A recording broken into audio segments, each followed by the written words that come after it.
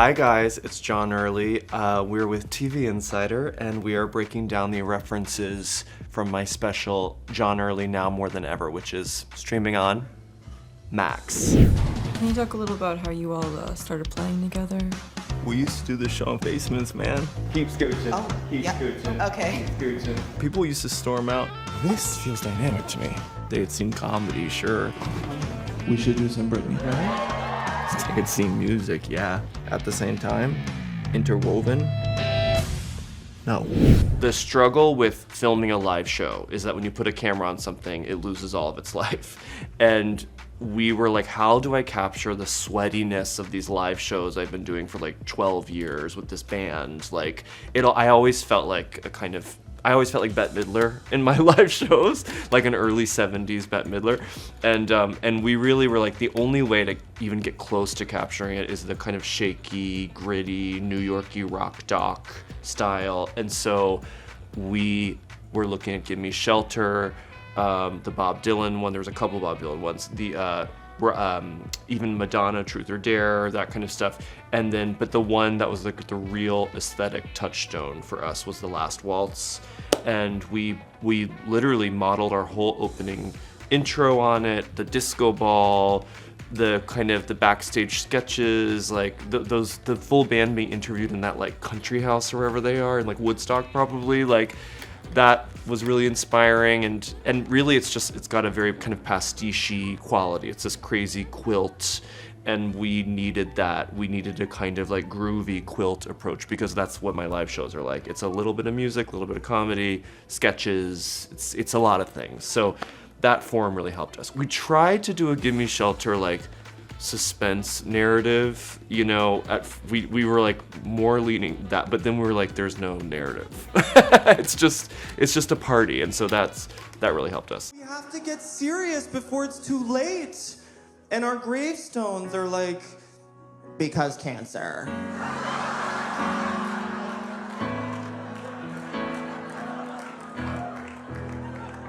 Well, I dreamed I saw the nights and I would come and saying something about a queen. After the Gold Rush was originally going to be Take a Bow by Madonna, which is a song that me and my band love to sing together, and my band.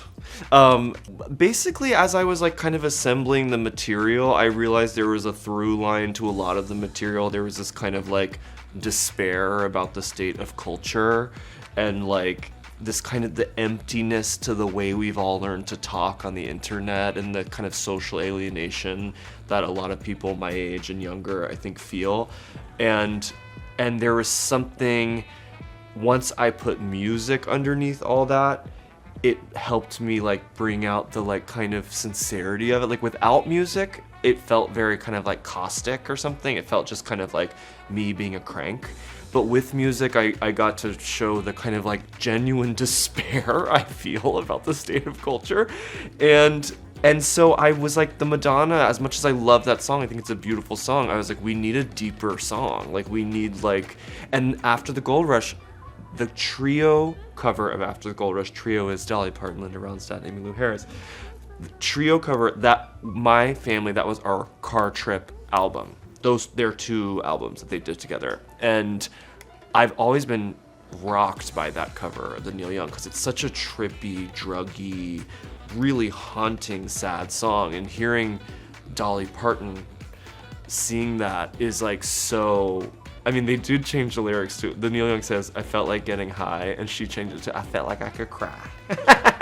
So we changed it back to I felt like getting high, and we boldly changed the lyrics to look at Mother Nature on the run in the 21st century instead of the 1970s.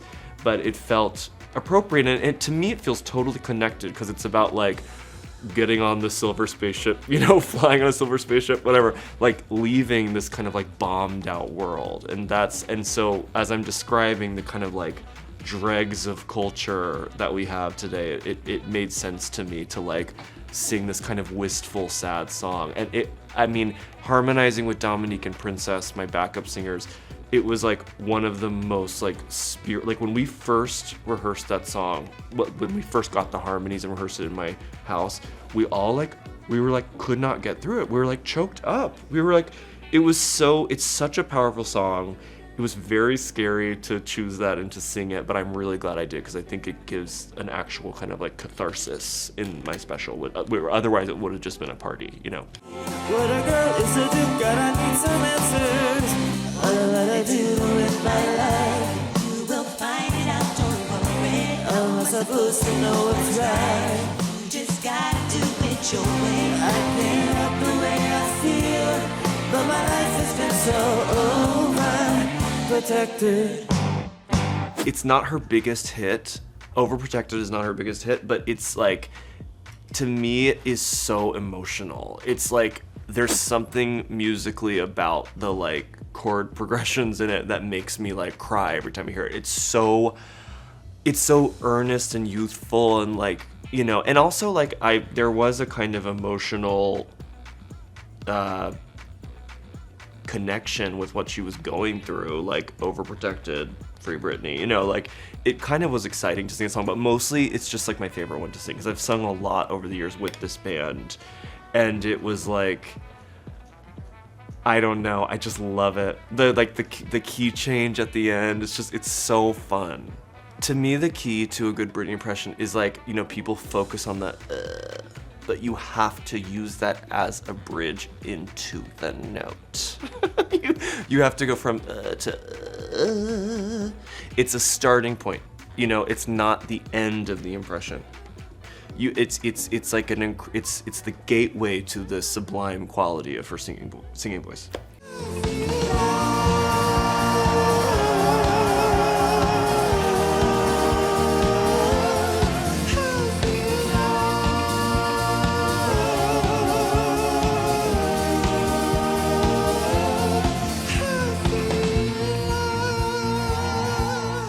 I just think I Feel Love is the greatest song ever made. It is. I heard someone on a bike the other day in New York was playing it so loud in the East Village, and I was like, there's nothing cooler than the song. No one has topped this. Like, I haven't seen anyone in music do anything cooler than that song. It's so cool. You immediately feel like it's summer, and it's the best. And it's like, really why I chose it is like it has a built-in game of like getting higher each time, and then by the third verse there's like the highest note, and so it felt like a really silly final kind of like showman kind of like, and now I go with the high note.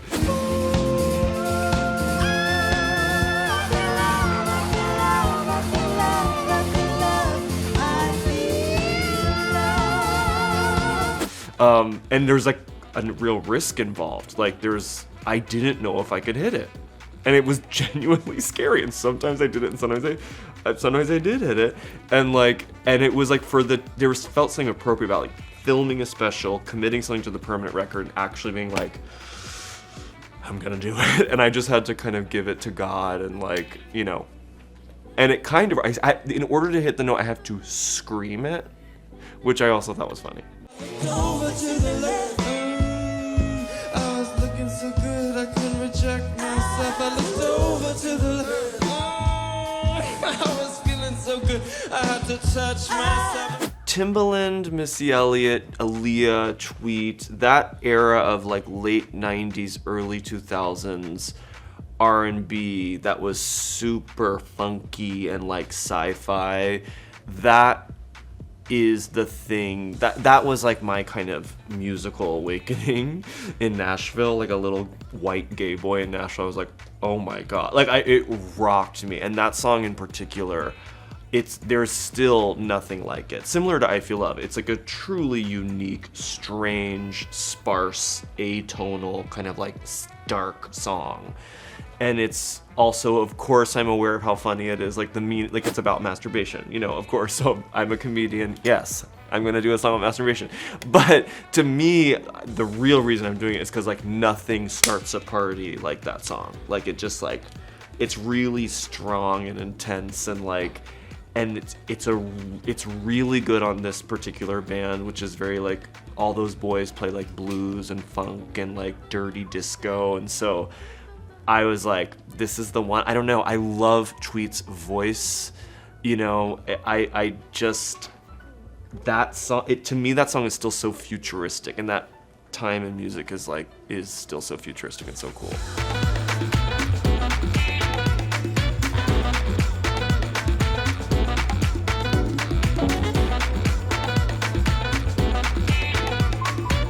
Well, yeah, no, I contain multitudes. My special is full of contradictions. I'm always trying to like point to myself and be like, I'm talking about myself here too, y'all, is like a line in it. You know, it's like, and I have felt this thing in my generation sometimes where I'm like at a party and all we're talking about is like 90s references.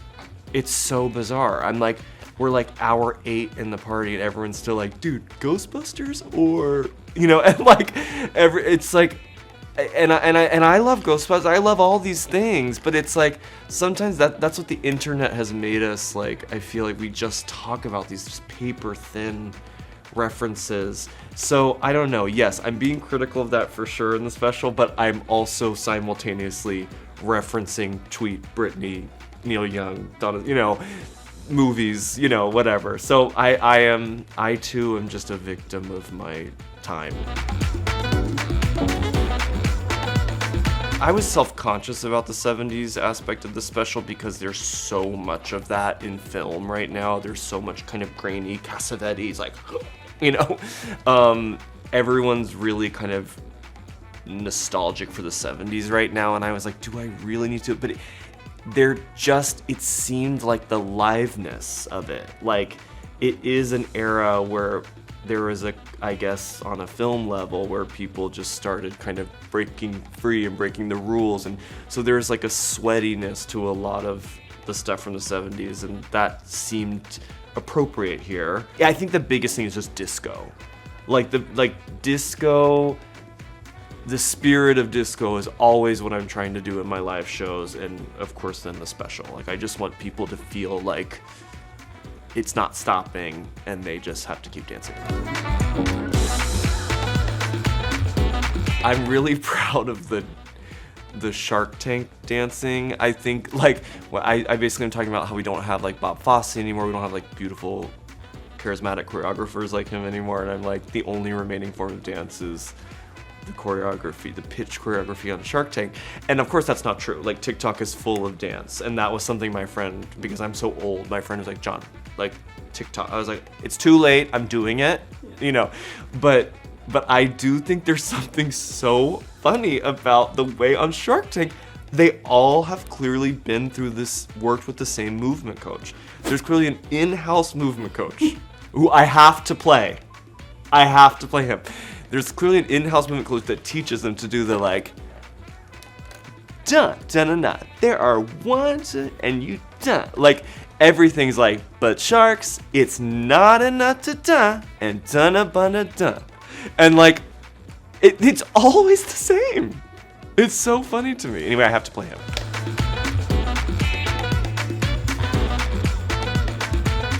Well, it's so nice to talk about it because of the strike. I happily shut my mouth and didn't really promote it, and so it's really nice to talk about it because I'm very proud of it. It's been really nice to see the way like a lot of young people have come to the special and like didn't know those songs and didn't know Tweet. I was like, what? Didn't know even Donna Summer. I feel a song as iconic as that, you know. And also I think just people think what I'm doing is so crazy or something, but I'm like, but it's just, to me, I'm like, that's what Bette Midler was doing, that's what Sandra Bernhard was doing. I'm in nowhere near their skill, talent level. But like, you know, so it's been cool to feel that people are like, you know, catching on to something that has been so close to my heart, you know.